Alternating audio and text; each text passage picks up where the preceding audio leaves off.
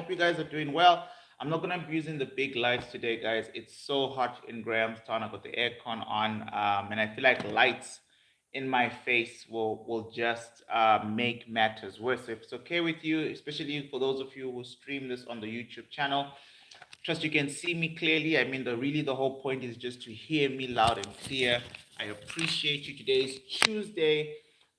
We are filming episode 26 of the Money Heist podcast. If you're new to the podcast, this is where I read a chapter a day for you of a great book until I finish that book. That book is designed to slowly but surely impact and change your life. And I have a feeling that the book we're reading right now, which is the Happy Money, the Japanese art of making peace with your money by one of Japan's greatest, right, Ken Honda, is really much in line with the ethos of the podcast. And the whole point of the podcast, at least from my perspective, is the more we know, the better our level of operation. Some of these books so far I've already read many times. I know the books we're doing so far because they're the books I drew the most practical application to change my life about 5 to 6 years ago now, give or take. So that's why we are doing this, right? And just a quick announcement on the podcast.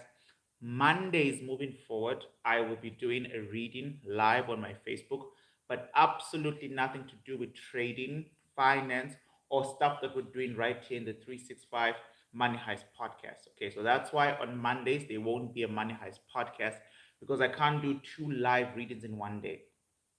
On Mondays, I'll be focused on socio-economic, political, eco-social issues, and from there, I'll be reading texts around social theory, specifically anarchism. So if you're interested in that kind of stuff, then you can catch me live at 8 p.m. on Facebook. But for every other day of the week, that's Tuesday, Wednesday, Thursday, Friday, Saturday, Sunday, and Tuesday again, we will be filming the Money Heist podcast, right? As usual, no day missed, chapter every day to change your life.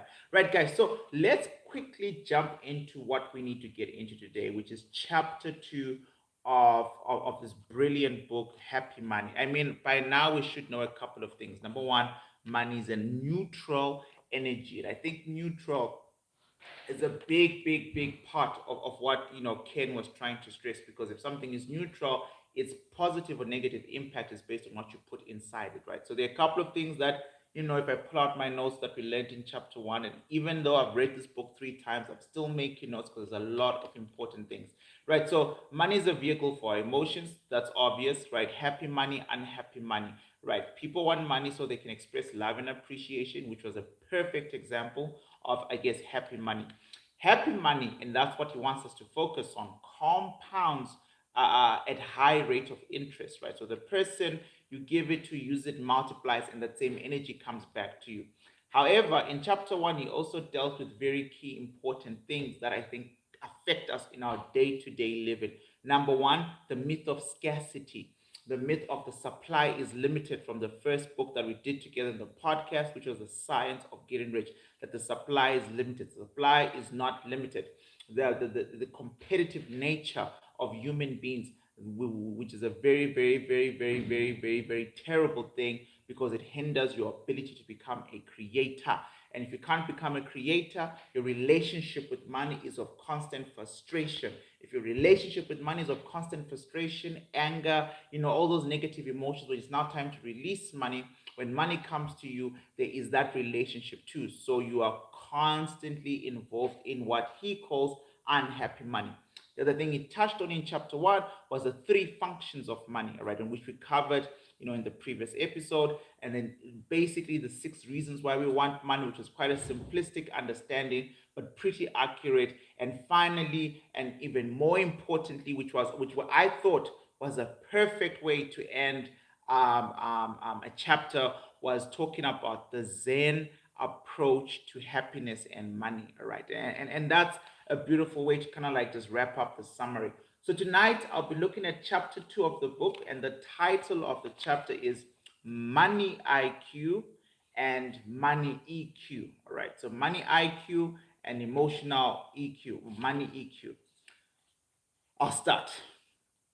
In my early 20s, before I had good fortune of learning from my mentor, Wei or Wei, it just depends how you pronounce the Chinese name. I started studying the concept of money intensively, reading any book that had money or investment in the title. That's kind of like how I did it. Like I was privileged to be linked to a big university, so I went into the business studies sector, the economic sector, and I just sat through books all the time until I figured out my path. Right when I finally figured out my path, and my path is financial markets, I then just kept throwing what I was learning and then knowing where to seek mentorship to better my game, right? So I just moved from course to course, education center to an education center, mentor to mentor until I got to a place of market or knowledge saturation. Right. I attended seminars and lectures of well off business people in order to impress the speakers. I made an effort to pose interesting questions after the lecture and then followed up with a complimentary letter in which I asked to take them or to take me on as their disciple or assistant. Most of the time, these methods of flattery didn't work, but some of the recipients liked my passion and took me out for lunch and shared their knowledge and experiences with me. And it was from these encounters that I discovered that not all wealthy and seemingly successful individuals are the same. And that even though they look like they have it all from the outside, their real lives are quite different from the way they present themselves. Once, while waiting for a new mentor of mine to show up for a scheduled meeting, I casually asked his secretary about him. She looked somewhat puzzled and said, I just started working here, so I don't know him well. Not long after that, I learned that not many people stuck around long enough to get to know him. Because of his harsh, demanding attitude, people left his office only months after they'd started working for him. By the time I realized this, I was rushing to the door myself. However, other millionaires I met were warm, friendly, well respected, and loved by people who worked for them who had nothing but good things to say about their employers. These leaders are what we call the real deal. A general rule I go by is that when the staff speaks ill of a leader behind his or her back, chances are he or she is not that decent of a person. You can get away with appearing wonderful to the masses for a little while, but the people who interact with you on a day to day basis will know who is the real deal and who is not. Having money and trappings of success doesn't always equate to being a person who has something positive to offer to the world. There's more to it. But this brings us to an interesting quandrum. Why are people who are phony, cunning, and shrewd seemingly so successful and wealthy?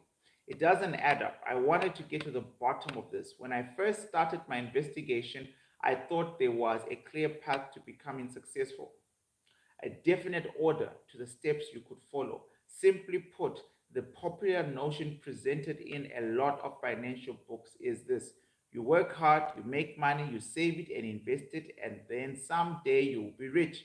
I naively thought that would be the way I would do it too. But is it that simple? As you already know, in reality, people who work hard and make a lot of money don't necessarily succeed in the traditional sense. Then there are those who are quite shrewd and cunning with money. The thing I realized about this second type of person is that their reputation eventually catches up with them. Trust me, word always gets around. And in the long run, being a con artist or even just disingenuous business person doesn't pay. Sure, someone might succeed once or twice, but keeping up appearances simply isn't sustainable. And people in this category tend to be greedy. They want all the fame and attention and the money for themselves. So they cut corners, pinch pennies, and withhold money from people who are deserving of it. In contrast, I found that people with warm hearts and sincere interest in benefiting others often succeed in the long run. Generosity seemed to be their hallmark.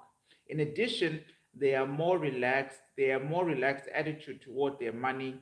One of my mentors said the key to success is always lose just a bit every time you make a deal. Right. If you read how to negotiate or the art of negotiating, there's a book about negotiating. Kind of like deals with the same thing. It was written by a former FBI hostage negotiator who then became a business consultant in closing merger deals in America. But yeah, it's kind of like the key to success is always lose just a bit every time you make a deal. And what he meant was that everyone walks away feeling good and that the other party feels like he or she won. As a result of this practice, he got a great reputation for being honest and sincere, always putting his business partners and clients first.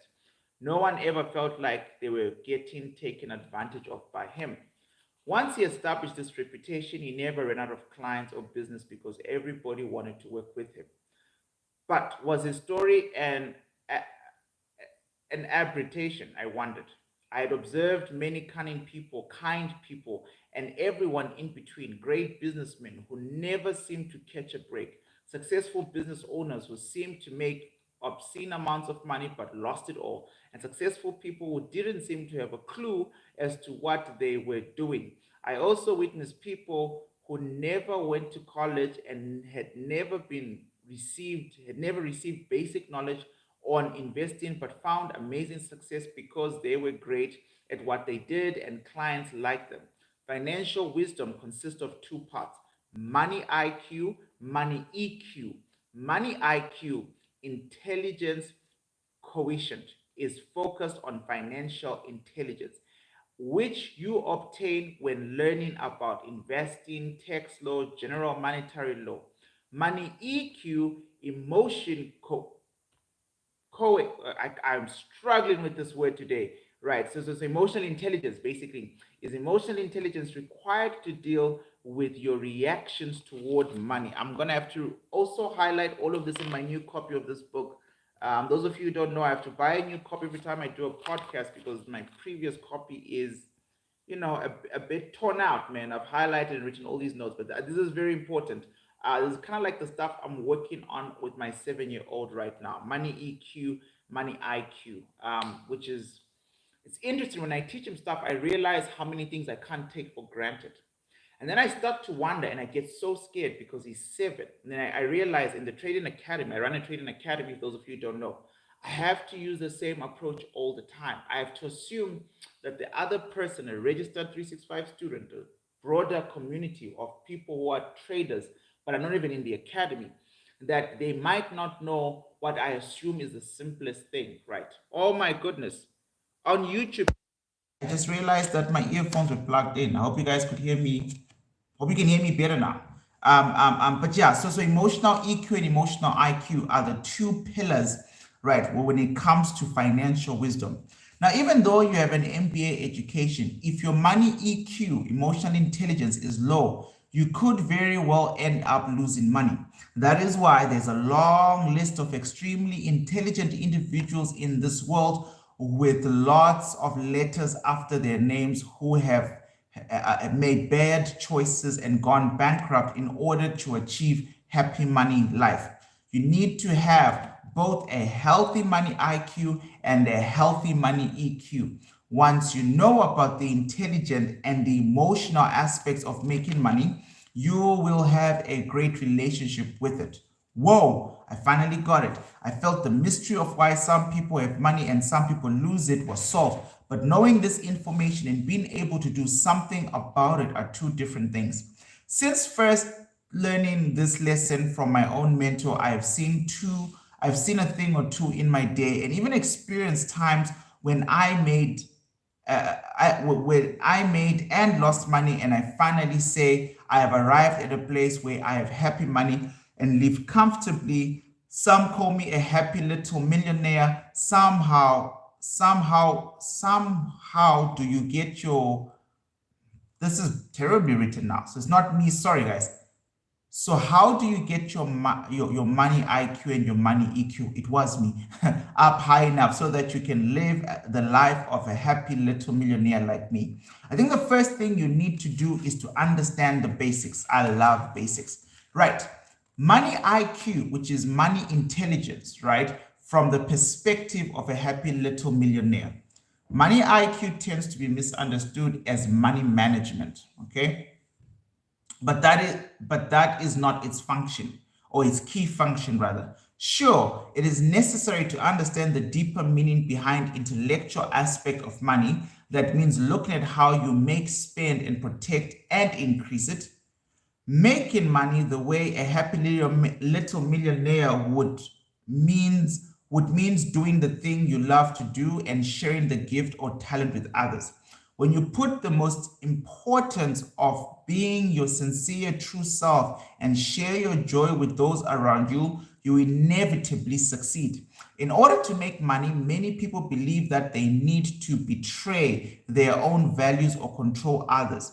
Making money is not about finding ways to defeat the competition or more easily and effectively turn a profit.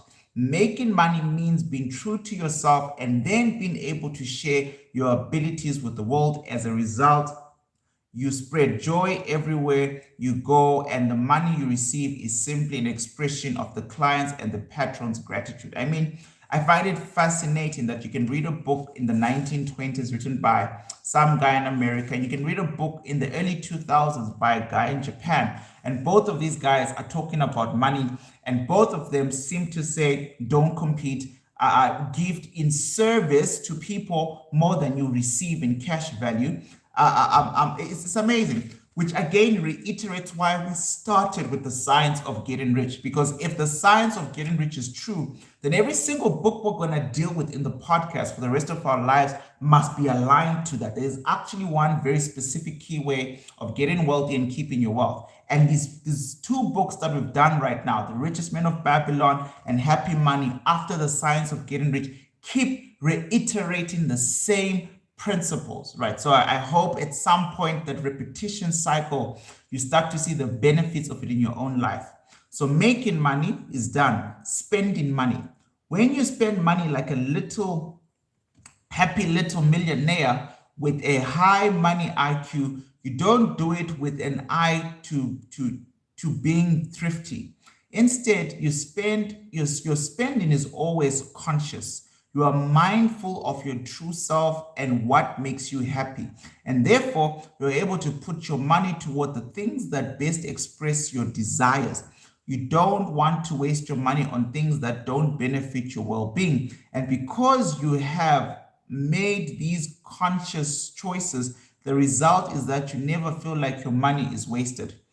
One of the best books that details and analyzes how people spend money that results in the highest levels of satisfaction is Happy Money, The Science of Happier Spending by Elizabeth Dunn and Michael Norton. They look at all the ways in which people spend their money, and those who spend on experiences that align with their values seem to be the happiest overall. They pored over studies and observed human behavior and found that those who were focused not on accumulating things, but rather on experiencing things and being fully alive in the present moment, which is a good definition for Zen, right? Zen is being present, fully present. So a lot of people, most of you at some point, I mean, if you're in the Trading Academy, at some point when I launched the Trading Psychology module, some of you need to start meditating. Like there's just some things that your mind cannot focus on. And if you can't focus on it, you can't pass the test. You can't pass that mental test, right? So being fully present, they're very short meditation practices. You can look at transcendental meditation, which is something I learned from Ray Dalio. Ray Dalio being the second largest, if not the largest hedge fund manager in the world, all right? Transcendental meditation doesn't take time. It's super effective. There's another meditation technique called being mindful. Mindfulness is something that we teach our 7-year-old. Literally, when he can't control his emotions, when his entire sense of being falls apart, as little kids would have. Being mindful is a nice way to center yourself. A lot of adults, and I mean this, no offense, a lot of adults go through life without even knowing how to be a functioning money IQ'd, money EQ'd individual. And that Zen, when he writes Zen here, alive in the present moment, is because we use money as a battering weapon to fix our past and to pave a way for our future, and we completely misdiagnose the present moment, right? So being Zenful is absolutely important, right? Felt best. So being alive and present in the Zen felt best about how they spent their money. If spending money, as I continue to read, well, means being thrifty or saving, then life can become a bit agonizing. In fact, Life becomes a game of putting one's wants further and further away. You may want to investigate your instincts to be careful and thrifty. So there's nothing wrong with saving, but he's basically saying people oversave, people always very panicky, very fearful about the future. Those type of people are going to have another series of unfortunate events with money because they still haven't learned about how to be present. He's not against saving, I don't think he is, but he's simply talking about why it's important to reflect, investigate your instincts to be careful and thrifty. Why are you afraid to spend? Which of your fears are associated with spending? What price are you willing to pay for things that make you happy? When you access your priorities and are mindful of activities that truly bring you joy, you can spend more comfortably and know that money you do spend is being used intelligently. So we've looked at making money, spending money, and then number 3, protecting money. Protecting money is less about hoarding it and keeping it away from others and more about creating meaningful relationships around money and others and keeping the boundaries between them clear. If you've ever felt that there are people in your life who have designs on your money, such as family, friends, employees, and clients, then the problem isn't with the money, it's your relationships. If any one of these people would plot to take money from you, then there is a problem. For example, one of the most commonly and costly causes of divorce is money issues. Either the husband or the wife tends to spend more than the other would like or can afford. Usually, one party keeps important financial information from the other in order to protect themselves or their money. The result, a fractured relationship, which inevitably leads to a divorce. And in the attempt to protect their money, they end up losing more to begin with. Anyone who has been through a divorce knows just how costly it can be. So the best way to protect one's money is to protect one's relationships with people. This obviously includes being clear and forthright on the terms and promises and always obeying the law. But the most important thing that you can foster is foster relationships which you can communicate openly and honestly. If the relationships with the people around you are honest and clear, there is little need to protect your money far beyond that. All right, so remember, guys, all these things, right, these very things that we're reading right now, all make components of money IQ, of money intelligence, right? So money intelligence in the previous page, he says, is not just about money management, right? Money management is a key function, but it's not the only thing we do. And in money IQ, the key components so far are how you make your money, how you spend your money, how you protect your money, and number 4, increasing money.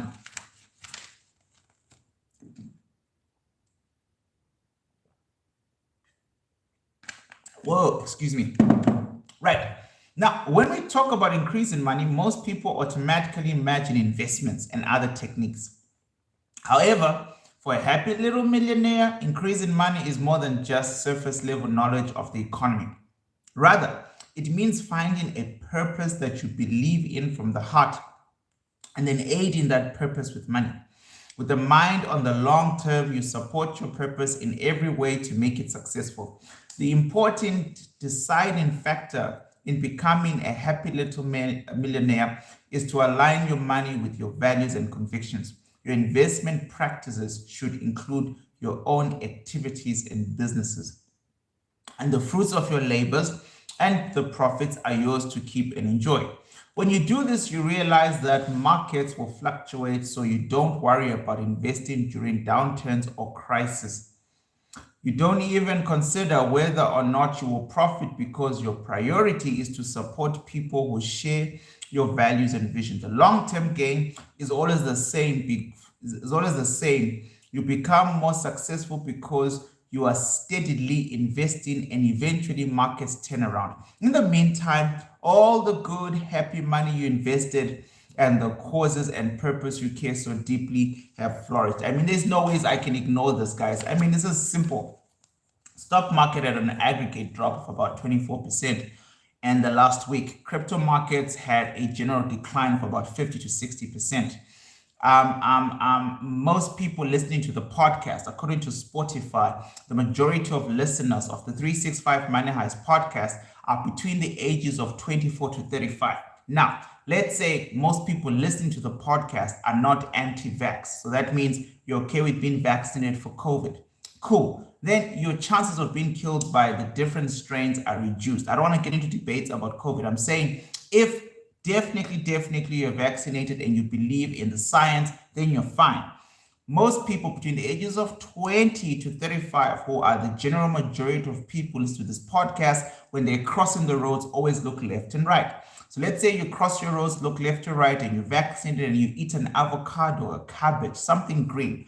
Granted, most people, God willing, will live until they are 60, 70, 80, roughly. It's a given, right?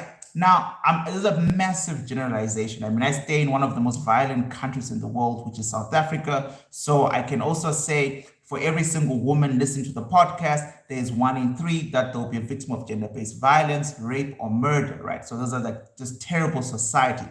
But in the event, in my scenario, where you get to live your life up until you're 60, 70, 80, investing right now, and that's what he's saying, it's not financial advice. I'm simply saying there's never been a single time, unless you really didn't know what you're doing, and you chose a terrible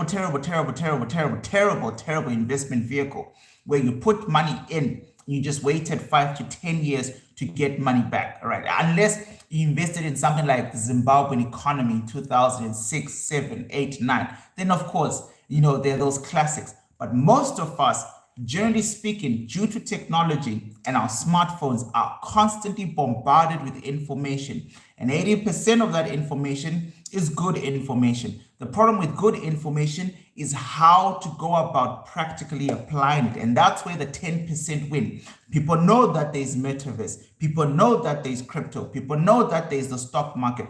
But most people know about NFTs by now. You've seen the ads. You've seen the apes. You've seen it. You've seen it. Most people barely ever take the next step. The next step is to get yourself educated. After you get yourself educated, you start to think about the 10% rule. The 10% rule is to start making your money work for you. Specifically, your money must reproduce after its own kind. It's an old rule. Now, at some point in time, I hope to do a very classical video, which I'll be proud of for 10 years ago, but 10 years to come. But money is a doubling game. All right, and I'm going to keep referring to my son because my son is 7. I need him to know that he should never believe that he needs to work hard to make money. He needs to work hard to gain certain amount of kgs, to get a big muscular body. He must go pick up weights. He needs to work hard if he wants to engage in physical labor, like jobs like construction. But money has nothing to do with durability and working hard and extensive exhaustion.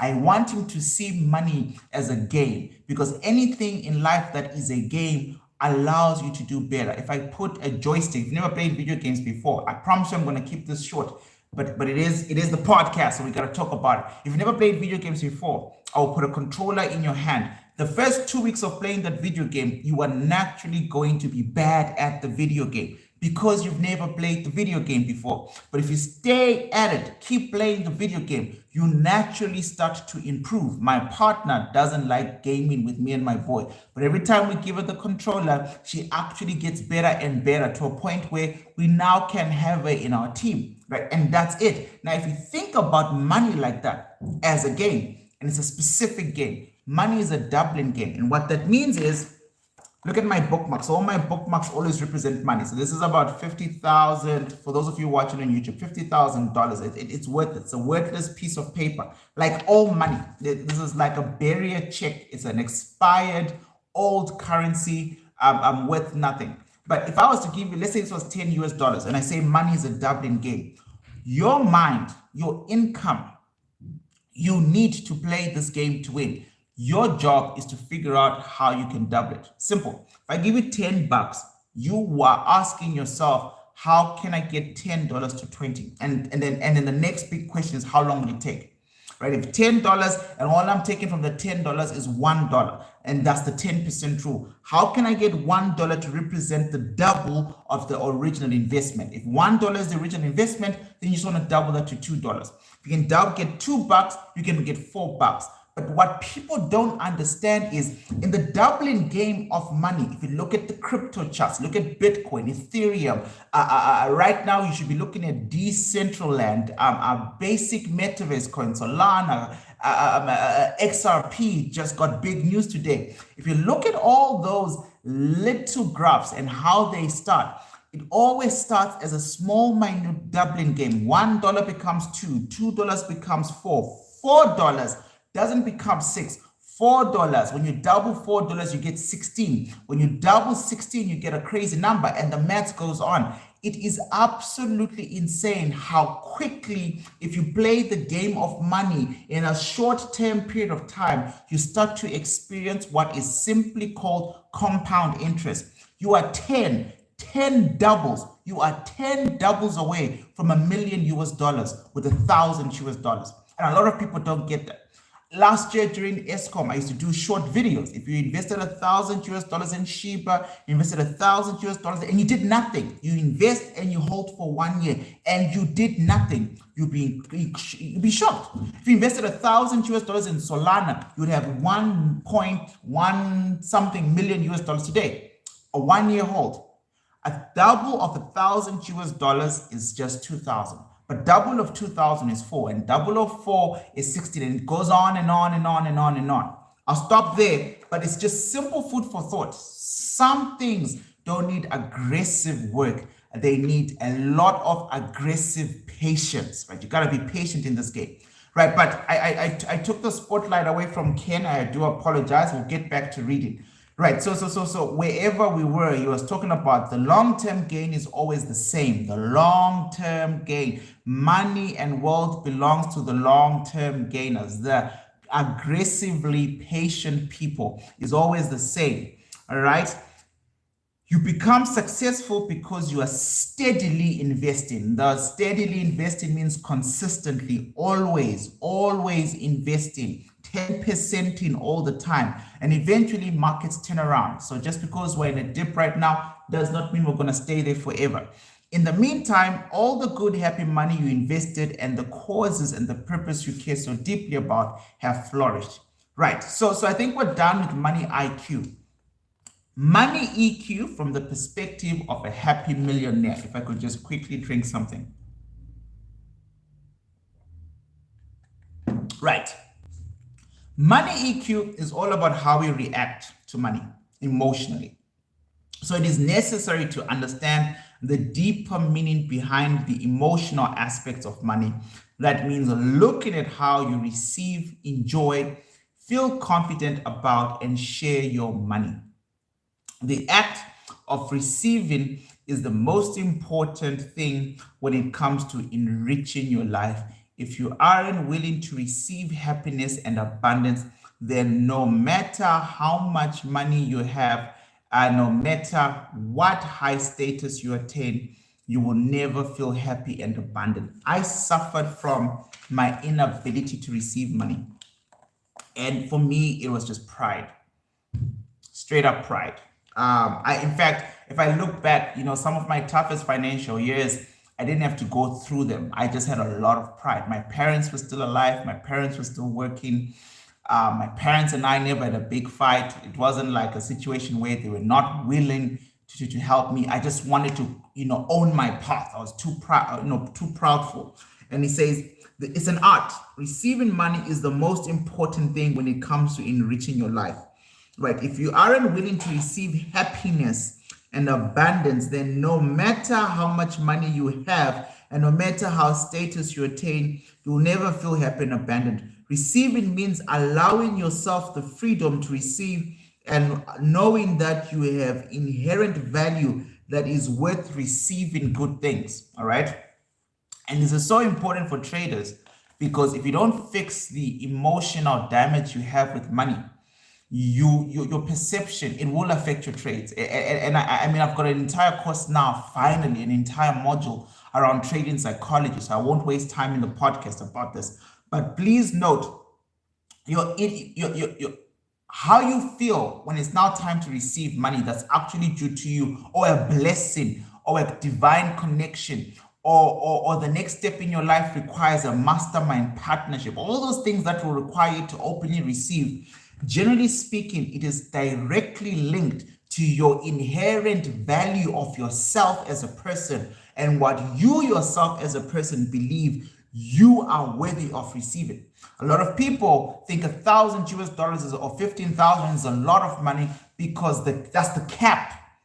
They don't even have the actual perception that they can become a millionaire. It's one thing to say, I want to be a millionaire, but when the opportunity comes, it comes with a test. And most people fail the test because they can't see, beyond that kind of stuff. So he's saying, look, man, the first thing you need to do for emotional money EQ, money emotional intelligence, is you must master the act of receiving. My brother had an incredible hack for that. And my brother does these things so much better. Mindful things, universal principles 10 times better than I do. And his hack was simple. He would wake up every day, as part of his affirmation routine, he would say he's lucky.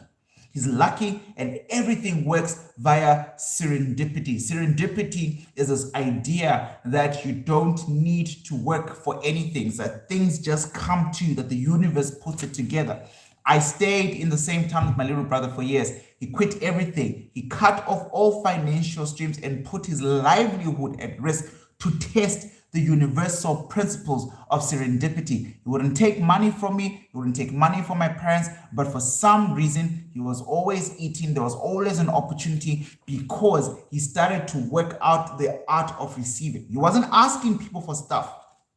I don't want to drag us today in today's podcast, but I could really talk a lot about this thing. Now, let me continue. I can't express how important it is to be willing to receive gifts and opportunities. That's exactly what I'm saying. And chances given to you. Oftentimes, people fail to see the good things right in front of them. Instead of receiving them joyfully, they are so focused on a set outcome or their own negative beliefs, they miss the amazing opportunities right under their noses and set themselves up for failure by chasing things that aren't meant for them. Have you ever been so preoccupied with working hard to earn the thing that you think you need that you missed out on something directly in front of you? If you shift your attention to the things that you can receive, you can begin to realize just how much you are given. When you open yourself up to receiving, that is the beginning of realizing true abundance. Just a small category of the world, which is actually quite large, is a group called Christians. And Christians have a tendency, to apply half principles. In fact, that's why you find a lot of people who are not Christians extremely wealthy than most Christians, because of this concept that poverty is very much linked to humility or something weird and bizarre, right? A lot of people who are not Christians understand universal principles of money.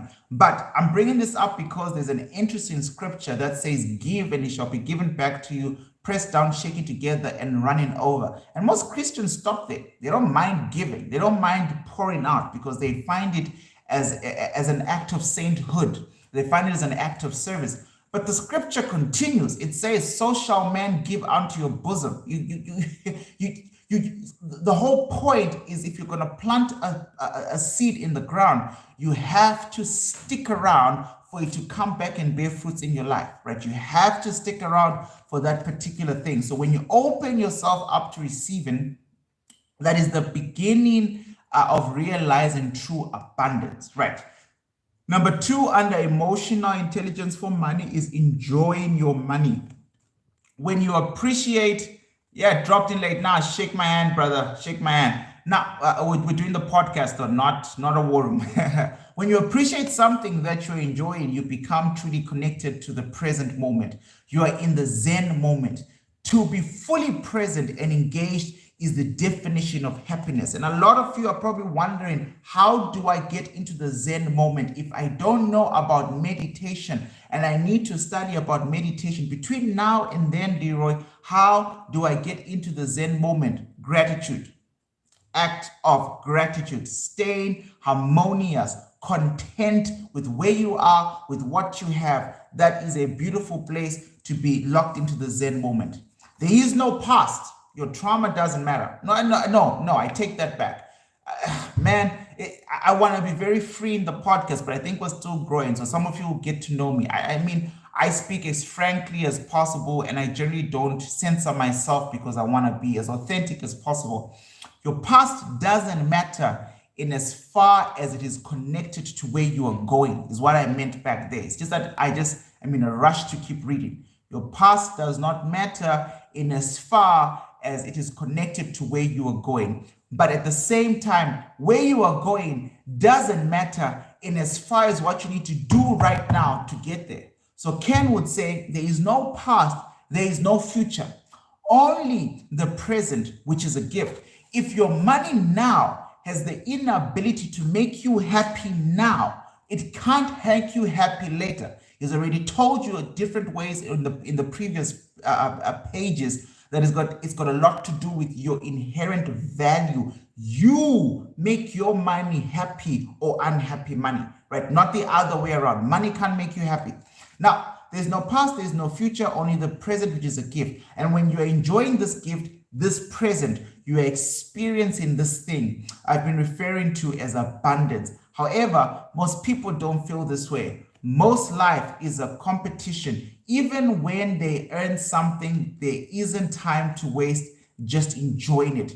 They have to prepare for the next race. If they don't, they believe that maybe next time they will lose someone else. People in this competitive or scarcity mindset are disconnected from the present moment. They regret their past failures and worry endlessly and needlessly about the failure to come. The result is that they never get to appreciate and enjoy the fruits of their labor. Isn't that the same as having no fruits at all? To experience abundance, you are required to be 100% in the moment. In order to enjoy life and wealth, stop and smell the proverbial roses. If you're always rushing through each moment simply to get to the next, you are missing out on all the abundance that is available now, right? So receiving money, enjoying money. Number 3, trusting the money flow. In the introduction, he told us that money flows, right? Money is an energy. So here we're talking about trusting the money flow. We worry about money because we are afraid and can't trust that money will always come in. This is important. This is so good. Now, to fully realize the potential of your life isn't just money and abundance that is important. Confidence in your own abilities matters as well. Even when your supply of money is low, confidence and self-esteem lead to the heart of abundance. Oh my goodness. Yet it wouldn't be a stretch to say that many people are overpowered by doubt. Right. I won't talk on it. I just want to read it again just to really emphasize this.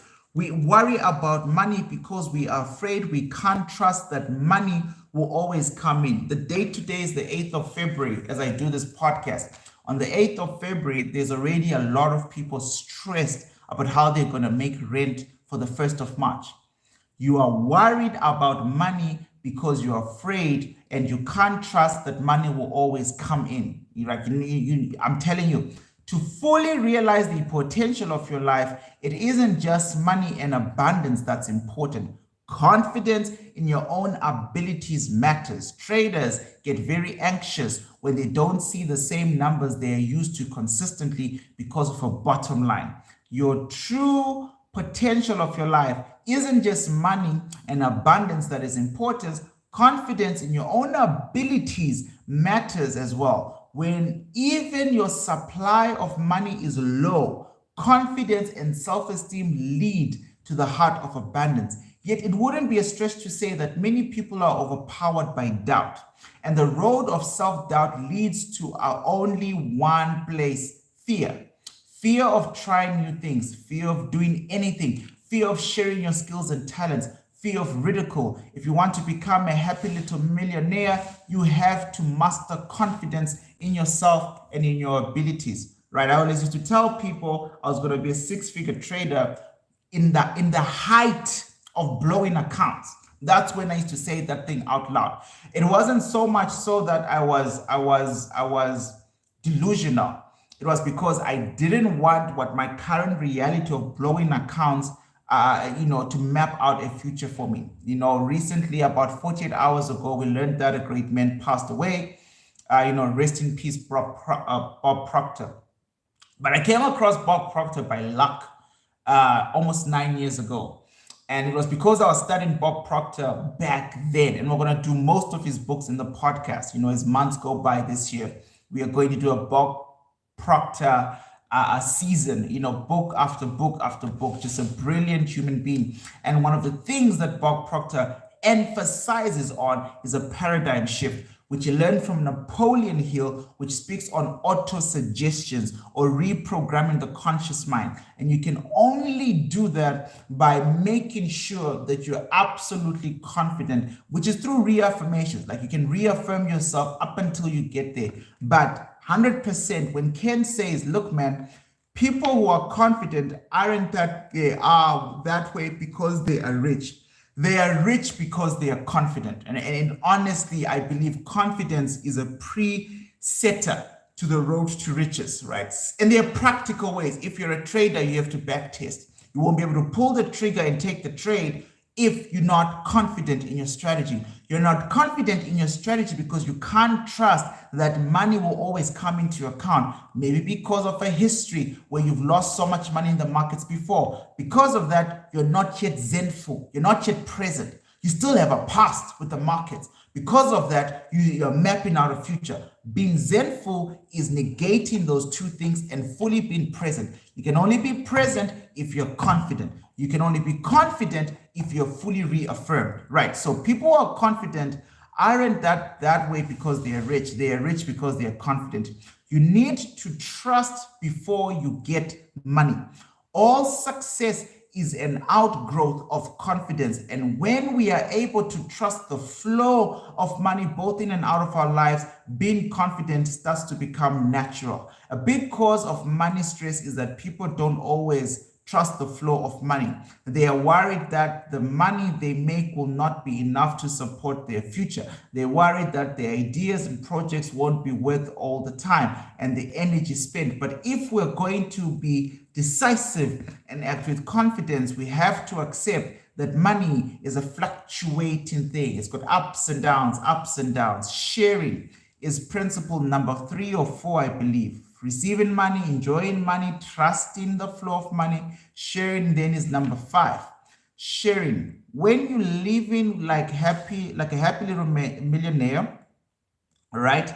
That life is something to be shared. You believe that life is something to be shared, that specific life. Sharing your joy with people and offering your skills to them requires no hesitation. Basically why I'm doing the podcast. You know that sharing joy with people increases your own personal joy exponentially. Once happiness is experienced as something you do with others, you realize that there is really no other way to do it. I promise you right now, there is someone, I saw your WhatsApp just before I started, and someone from Kenya sent me a WhatsApp and said, dude, Leroy, there was no podcast yesterday, and because it's late right now, there is no podcast today. What's going on? Is everything okay? And to that person who sent me that message, thank you so much, because I believe in the power of one, right? So just there's one person whose life is being affected in the positive about the podcast to a point where they actually notice when I don't post.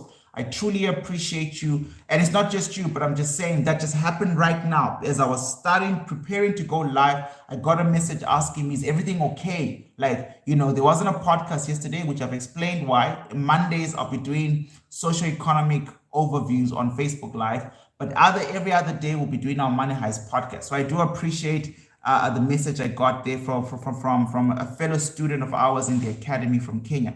Right. And that's the whole point. Sharing, right? You know that sharing joy with people increases your own personal joy exponentially. Once happiness is experienced as something you do with others, you realize that there really is no other way to do it. Doing something solely for yourself is no longer interesting. Sharing should be part of every aspect of your life, whether you're sharing joy, money, services, or gifts or talents.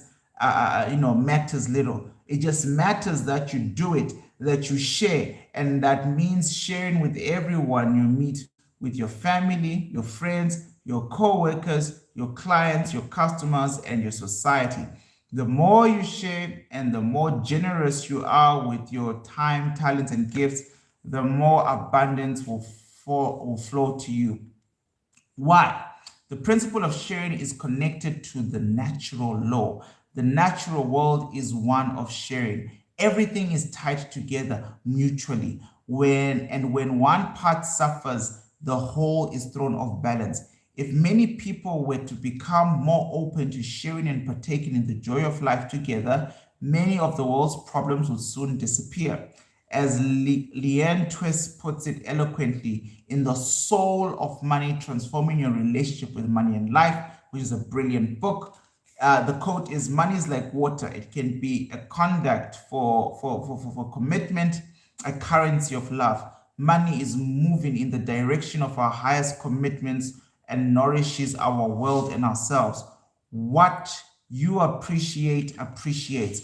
When you make a difference with what you have, it expands. Collaboration creates prosperity. True abundance flows from enough, never from more. Money carries our intention. If you use it with integrity, then it carries the integrity forward. Know the flow. Take responsibility for the way your money moves in the world. Let your soul inform your money, and your money expresses your soul. Access your assets, not only money, but also your own character, capabilities, your relationships, and other non-money resources.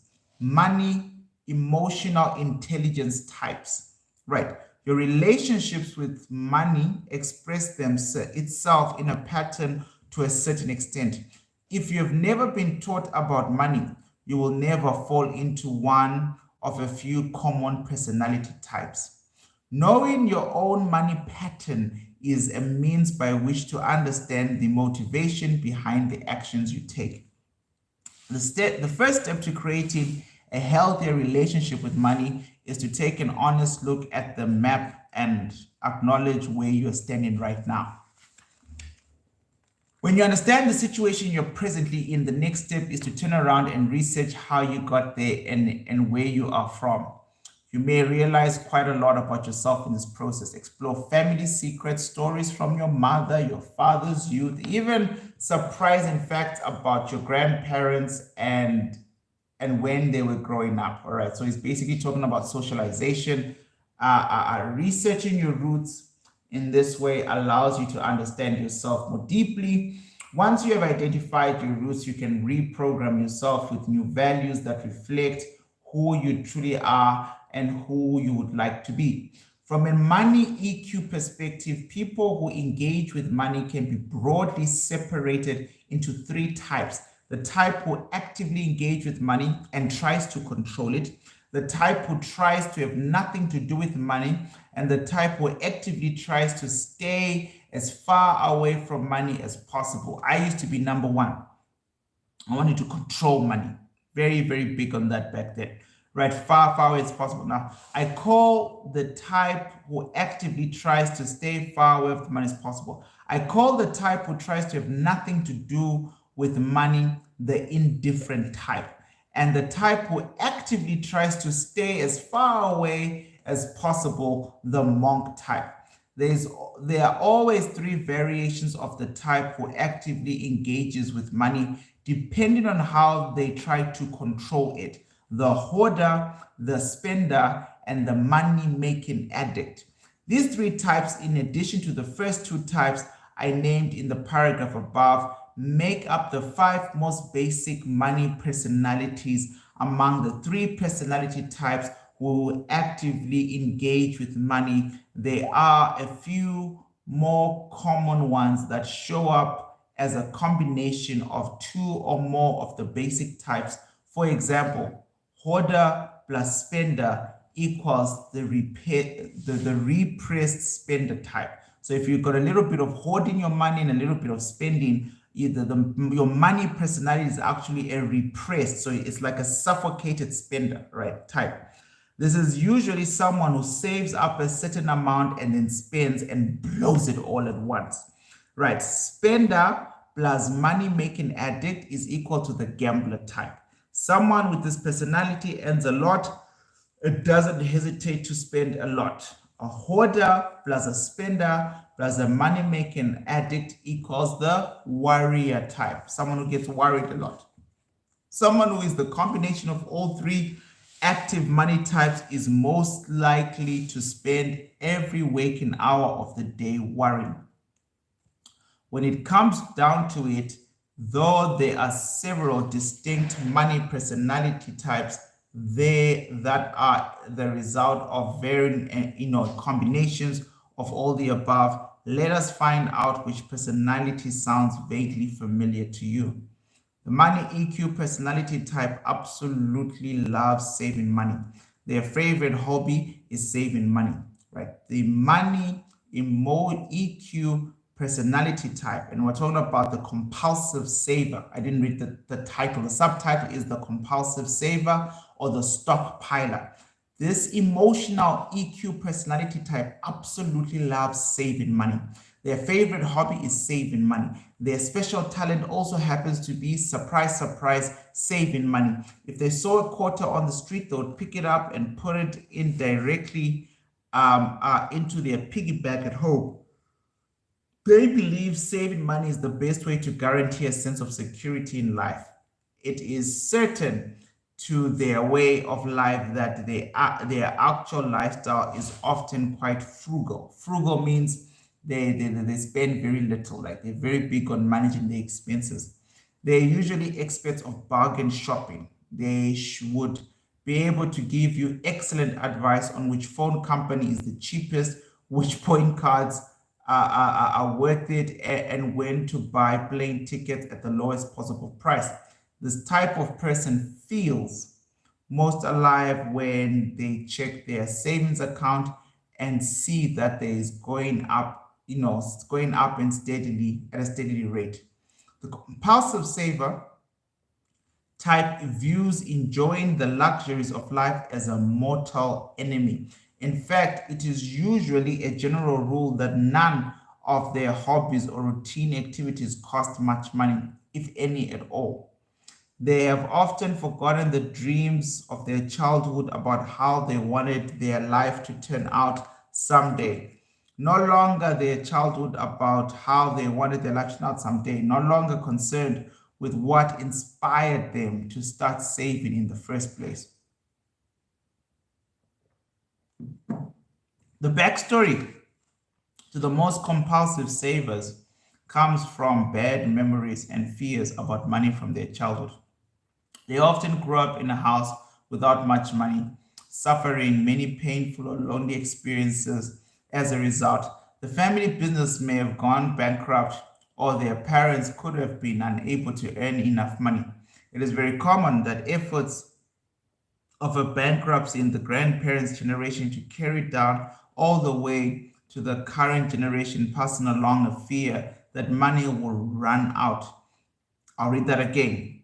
The family business may have gone bankrupt, or their parents could have been unable to earn money. It is very common for the efforts of a bankruptcy in the grandparents' generation to carry down all the way to the current generation, passing along a fear that money will run out.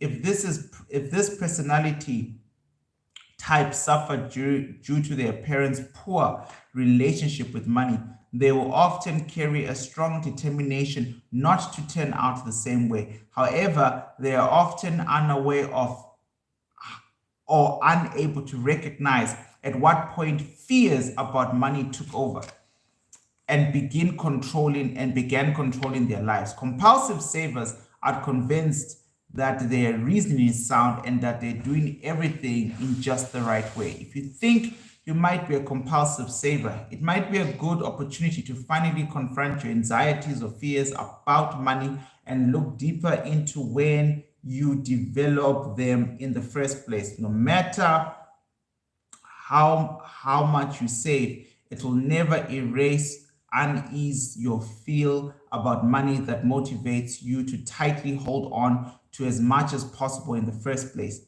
Many compulsive savers are so afraid of running out of money that they will go their entire life without spending any of their money they saved up for so long.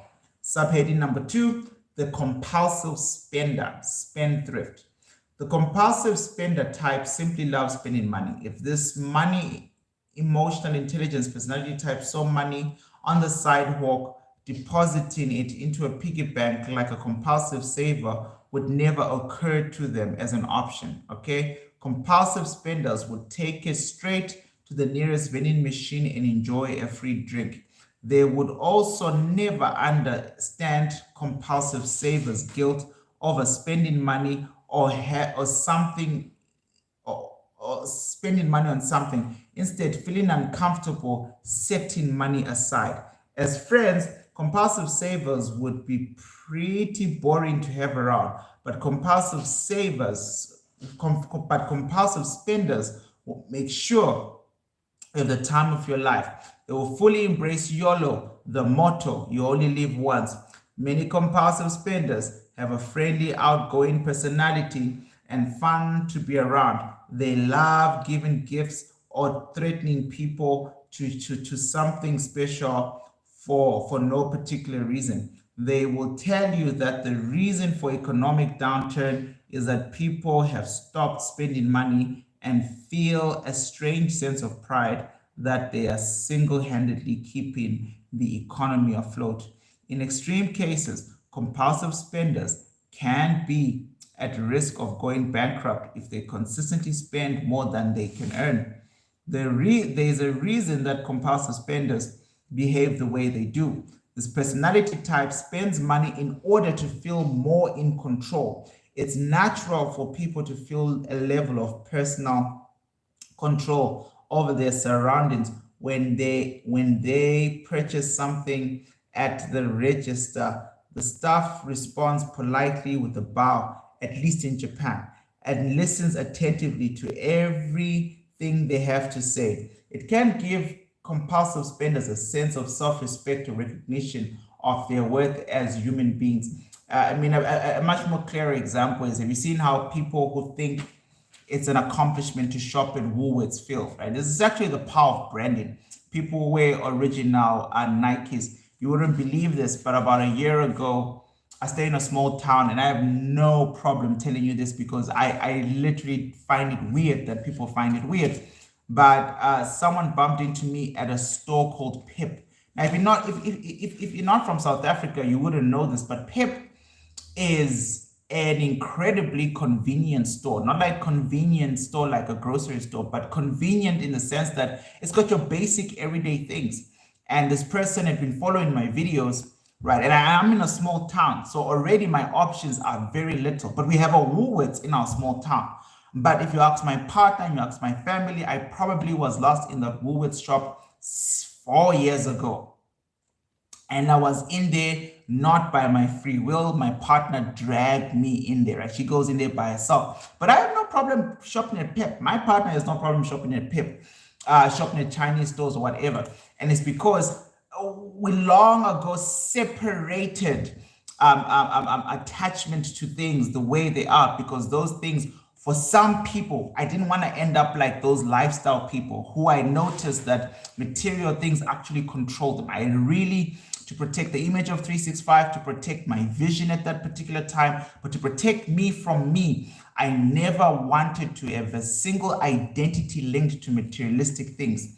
And I think it is a big trait of compulsive spenders, right? So compulsive spenders in general, right, in most cases, are brought up in suffocating environments. And I'm pretty sure Ken's going to talk about it very soon. But most compulsive spenders are unable to truly enjoy the things they buy. All right. Several items of new clothing may end up permanently stored away in a closet without ever being worn, a single time. And sorry, the Pep story, before I forget, sometimes I feel like I've got ADHD, which I know I don't, but I act like I do because I start a story and I don't finish. But this person was shocked. They're like, aren't you that guy from 365? Why are you shopping at Pep? And it's like, why wouldn't I shop at Pep? This mindset is just a terrible, terrible thing. Now, as I continue to read, what's interesting about compulsive spender type is that in most cases, they were brought up by compulsive savers. So a lot of people use that adulthood and that new money to make up for their past, all the things that I didn't have growing up, or all the things that other children had that I didn't have. I'm gonna make sure I have it now. I see it in a different way when parents talk about sending their kids to absolutely brutally expensive private schools because they didn't get to go to private schools, and there's nothing wrong with that, right? We put our boy in a private school. I'm not shunning that. I'm just saying, when I make such decisions, I always make sure I understand where it's coming from. All right, there's nothing wrong with the actual decision. I just want to make sure that I'm being presently mindful of what's going on in the decisions I'm making in my life. Now, what's interesting about compulsive spenders type is that most cases are brought up by compulsive savers. The way they spend money comes as a judgment or a reaction to the suffocation or boredom they felt growing up. All right. This chapter is long, ladies and gentlemen. We're doing quite well, but I think today I'm not going to finish the entire chapter, only so that I can maintain the best version of myself. All right, so I'm going to finish this section, and then tomorrow we can just pick it up where we left off. I mean, most of the chapters we've been doing have been about 10 to 15 pages, and this one borderline ranges about 40 pages, and I think we've already moved quite well. So I'm going to finish this section. The next one is the compulsive money maker, and then I'm going to read a little about the indifferent to money type, all right, and then we'll call it a night, right, or the end of the episode.